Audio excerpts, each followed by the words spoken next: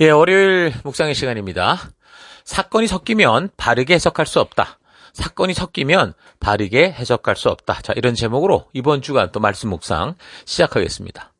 항상 어느 성경이나 우리가 바르게 이해하고 또 하나님의 음성을 그 본문 안에서 듣고자 한다면 사실 먼저 우리가 해야 되는 것은 그 성경의 배경을 알아야 되는 겁니다. 언제, 어디서, 누가, 무엇을, 어떻게, 왜 적었는지에 대해서 가능하면 바르게 알아야 지금 우리가 읽어가는 성경 본문을 통해서 그 사건을 통해 말씀하시는 하나님의 의도, 하나님의 뜻, 하나님의 음성을 바르고 온전하게 듣게 되는 거죠.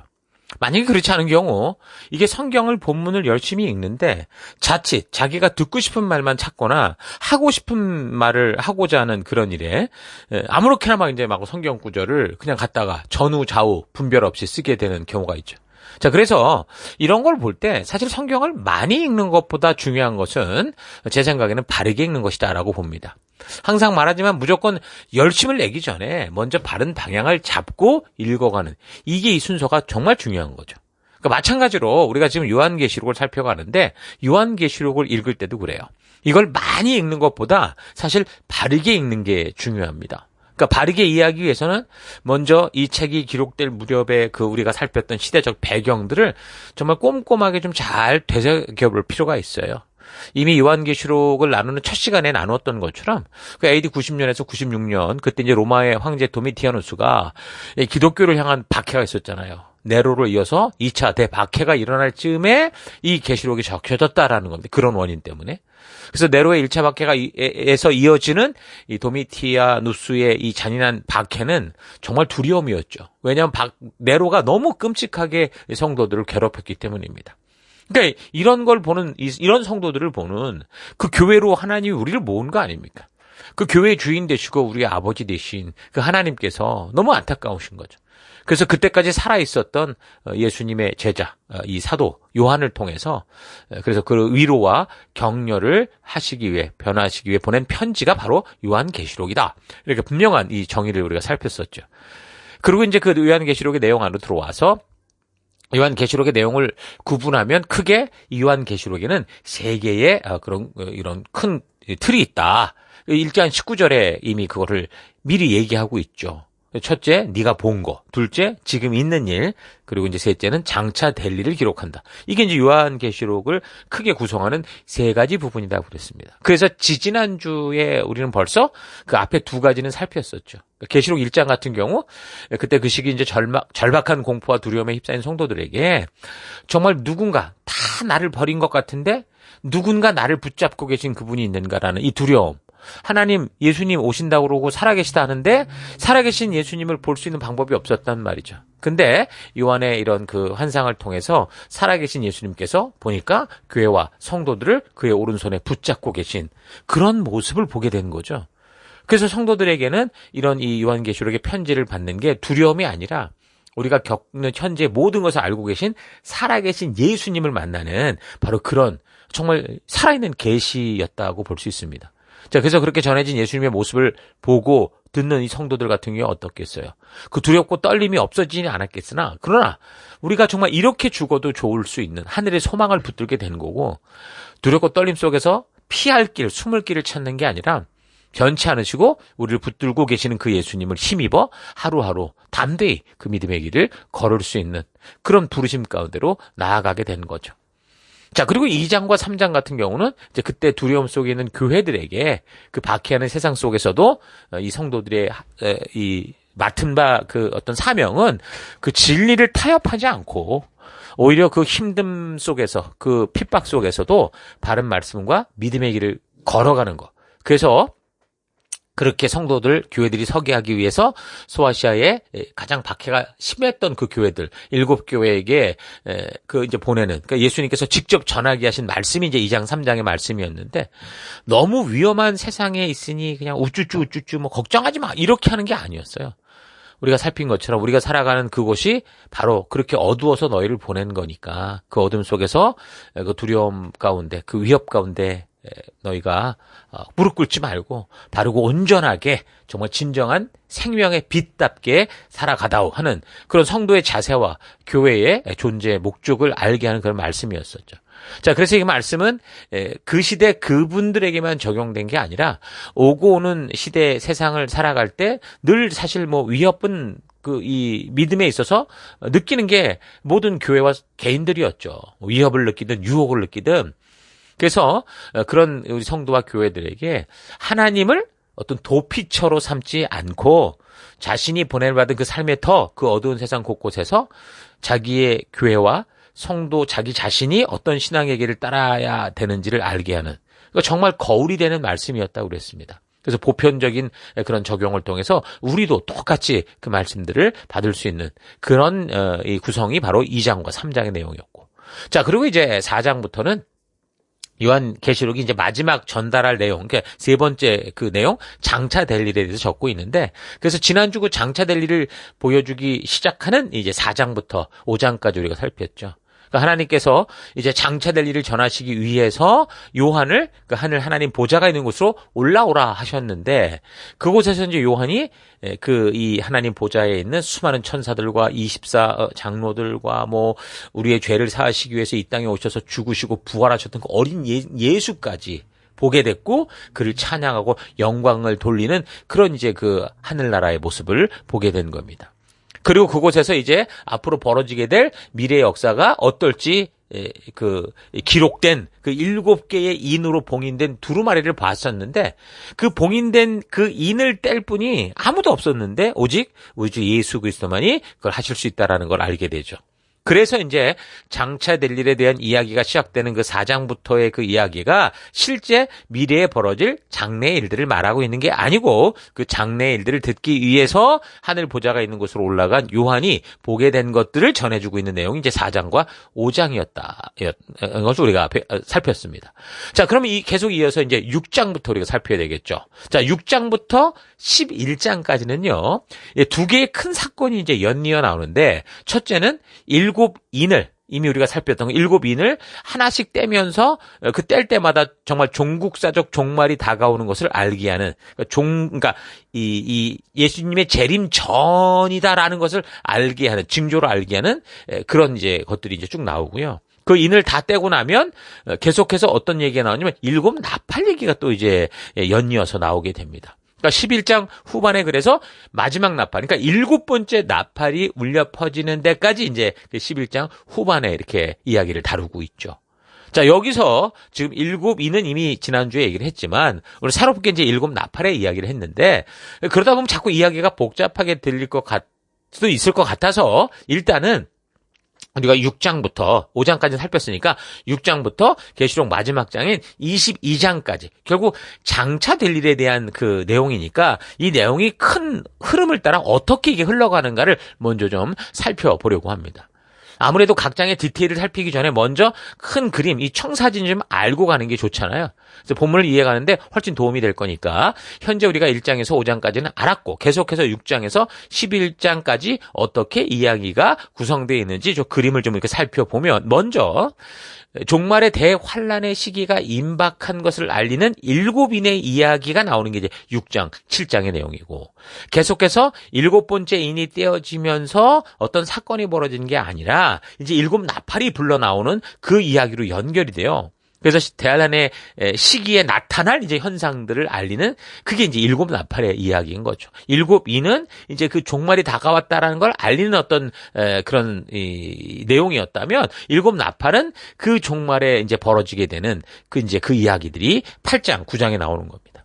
자, 그리고 이제 10장부터 11장 전반부에는 7번째 나팔이 불려지기 전에, 마지막 나팔이 불려지기 전에 벌어지는 상황에 대해서 적고 있고, 그리고 이제 11장 후반부에는 그 7번째 나팔이 불려지면서 어떤 일이 벌어지냐, 불이 섞인 유리바다를 두고 알곡과 가라지가 나눠지는 걸 볼 수 있어요.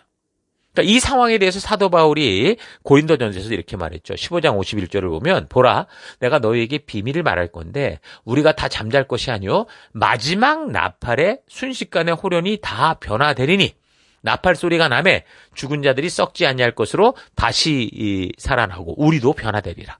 이 썩을 것이 반드시 썩지 아니할 것을 입겠고 이 죽을 것이 죽지 아니함을 입으리로다. 이렇게 얘기를 하죠. 자, 그러니까 마지막 나팔, 그러니까 일곱 번째 나팔이 불려지는 순간 계시록 11장 15절을 보니까 일곱째 천사가 나팔을 불매 하늘에 큰 음성들이 나서 이르되 세상 나라가 우리 주와 그의 그리스도의 나라가 되어 그가 세세토록 왕노릇 하시리로다 하니. 그러니까 이렇게 일곱 번째 나팔이 불려지는 순간 죽었던 자들이 먼저 썩지 아니할 어떤 새로운 몸을 입고 살아난다고 하고, 그때 육신을 믿고 살던 자들은 반드시 썩지 아니할 어떤 새로운 몸을 입고 그 불이 섞인 유리바다 건너편으로 가더라는 거예요. 그러니까 바로 이제 이게 바로 우리가 소위 말하는 진정한 휴거가 이때를 얘기하는 거죠. 바로 이 시점이 바로 그 모든 이 가라지와 알곡이 분리되는 그런 상황이라고 볼 수 있습니다. 그리고 이제 불이 섞인 유리바다 건너편 다른 쪽에는 바로 이 땅에 남겨진 자들, 그러니까 불순종하고 욕심을 고집하던 사람들, 거기 남겨져 있었는데 이들에게는 그동안 미뤄오던 하나님의 진노가 다 쏟아지는 그 얘기가 바로 그 다음에 일곱 대접의 이야기로 쭉 나오게 됩니다. 자, 그러면 이제 11장까지 알고 계속해서 12장에는 일곱 대접에 대한 이야기로 이어져 가야 이제 그게 이제 이야기가 쭉 순서를 따라가는데 그렇지는 않아요. 이 일곱 대접의 이야기는 하나님의 진노의 불이 하나님의 부르심을 끝까지 거부하고 대적하고 이 땅에 남은 불신자들의 세상에 쏟아지는 재앙의 이야기인데, 진노의 불은 성도들이 당하는 게 아니거든요. 그래서 장차 될 일의 이야기가 지금 일곱 나팔 이렇게 쭉 이제 연결되어 나오다가 여기 11장 이후부터 이야기가 이제 두 개로 나뉘어지는 거예요. 왜냐하면 갈라졌으니까.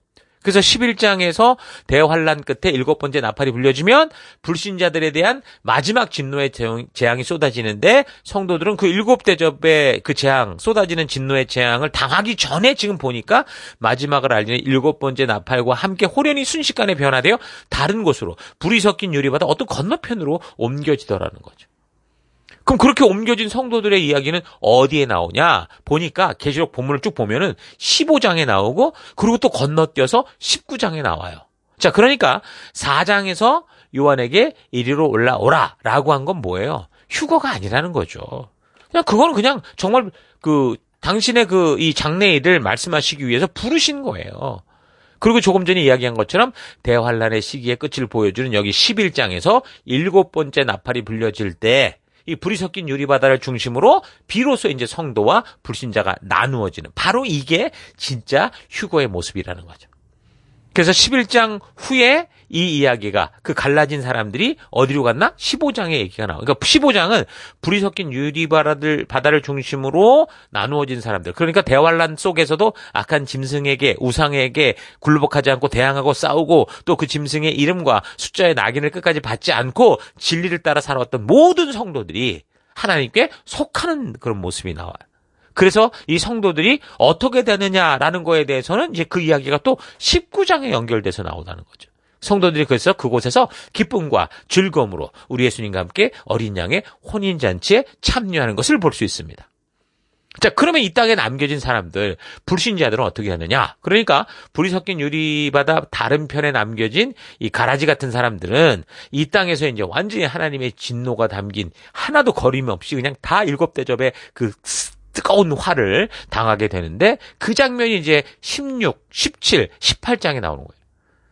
자, 그러면 지금 설명한 표를 파워포인트 한 장으로 보기만 해도 계시록 1장부터 19장까지의 이야기가 어떻게 전개되는지를 여러분 한눈에 알 수 있을 겁니다. 그러니까 주일날 나눠드리는 이 파워포인트를 꼭 다운받으셔서 계속 확인하면서 여러분 본문을 살피기 바랍니다. 그러니까 계시록의 이런 이야기는요, 그냥 공상소설 얘기가 아니고요, 하나님께서 이 세상에 핍박으로 두려워하는 백성들에게 그 두려움 속에서라도 우리가 어떻게 믿음의 삶을 살아야 되는지를 미리 말씀해 주는 거다라는 이 사실 잊지 마시고 우리가 계시록의 사건들을 계속 묵상해 갔으면 좋겠습니다.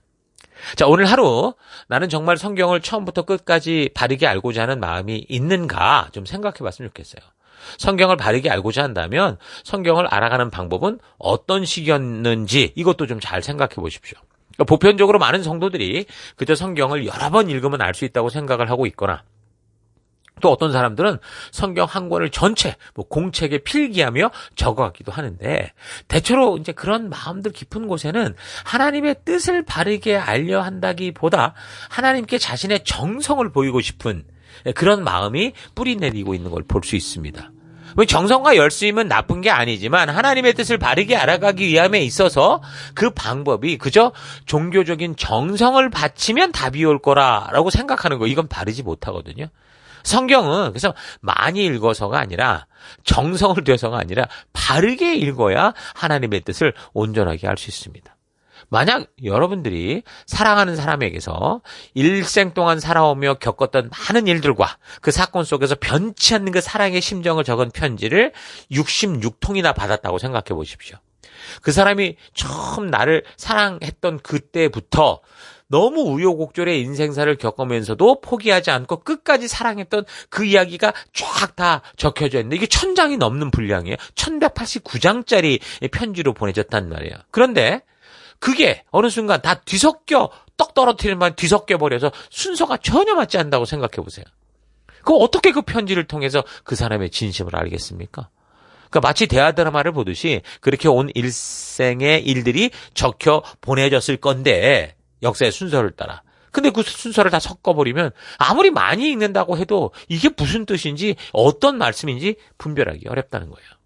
성경 66권의 배열이 그래요.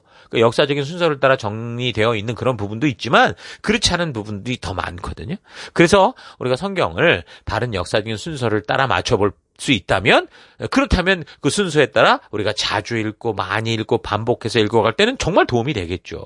그러니까 바른 순서대로 되어 있는 경우에는 가능하면 빨리 많이 읽어서 전체를 제대로 파악하는 거, 그거 참 좋은 겁니다.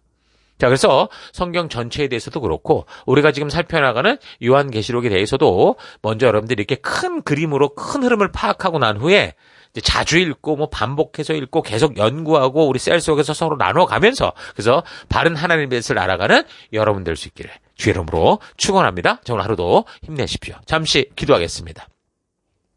하나님은 창조로부터 시간을 만드셔서 1분 1초도 변함없이 역사를 따라 흘러가게 하셨고, 그 시간들 속에 우리 백성들을 향한 놀라운 사랑, 변치 않는 사랑을 기록해 주셨는데, 우리는 각자의 욕심을 따라 시간 속에서 벌어졌던 사건들 중에 내가 좋은 것만 골라내서 하나님의 바른 형상이 아닌 내가 원하는 우상의 형상으로 만들어 살아왔던 것 회개합니다.